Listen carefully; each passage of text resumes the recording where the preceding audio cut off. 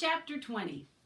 It felt good to walk in the shade of the two oak trees. Stanley wondered if this was how a condemned man felt on his way to somewhere else, appreciating all the good things in life for the last time. They had to step around holes to get to the cabin door. Stanley was surprised to see so many holes around the cabin. He would have expected the warden to not want the campers digging so close to her home, but several holes were right up against the wall. The holes were closer together here as well and were of different shapes and sizes. Mr. Sir knocked on the door. Stanley still held the empty sack. "Yes?" the warden said, opening the door. "There's been trouble on the lake," Mr. Sir said. "Caveman will tell you all about it." The warden stared at Mr. Sir a moment, then her gaze towards Stanley. He felt nothing but dread now. "Come on in, I suppose," said the warden. "You're letting in all the cold air. You're letting it all out." It was air-conditioned inside her cabin. The television was going. She picked up the remote and turned it off. She sat down on a canvas chair. She was barefoot and wearing shorts. Her legs were as freckled as her face and her arms. "So, what is it you have to tell me?" Stanley took a breath to steady himself. "Well, Mr. Sir was filling the canteens. I snuck into the truck and stole a sack of sunflower seeds." "I see." She turned to Mr. Sir. "Is that why you brought him here?"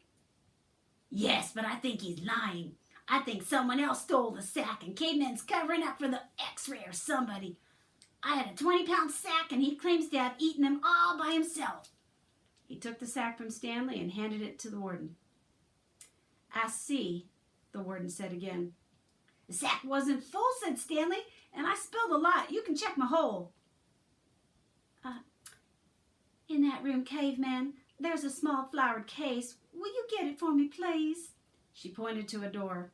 Stanley looked at the door, then at the warden, then back at the door. He walked slowly toward it. It was kind of a dressing room with a sink and a mirror. Next to the sink, he saw the case, white with pink roses. He brought it back out to the warden, and she set it on the glass coffee table in front of her. She unclasped the latch and opened the case. It was a makeup case. Stanley's mother had one similar to it. He saw several bottles of nail polish remover, a couple of lipstick tubes, and other jars and powders. The warden held up a small jar of dark red nail polish. "You see this, Caveman?" He nodded. "This is my special nail polish.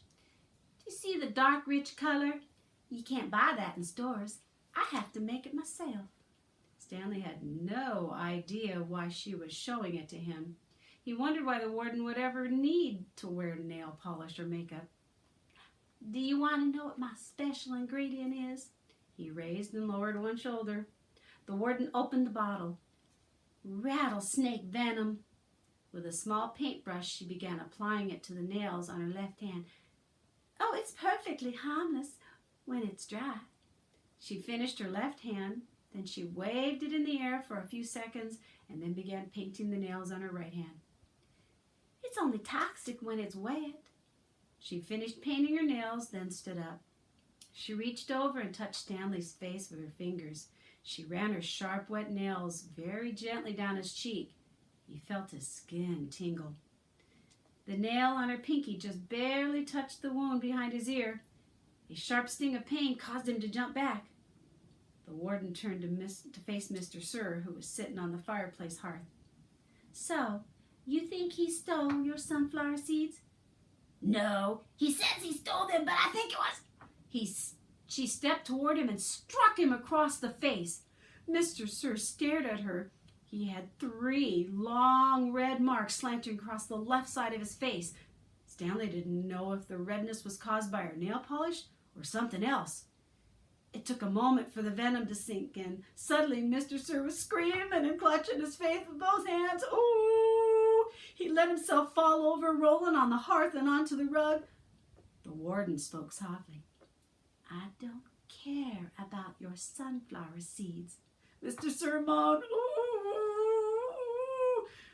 "If you must know," said the warden, "I liked it better when you smoked." For a second, Mr. Sir's pain seemed to recede. He took several long, deep breaths. Then his head jerked violently and he let out a scream worse than the one before. The warden turned to Stanley. I suggest you go back to your hole now. Stanley started to go, but Mr. Sir lay in the way. Stanley could see the muscles on his face jump and twitch. His body was writhing in agony.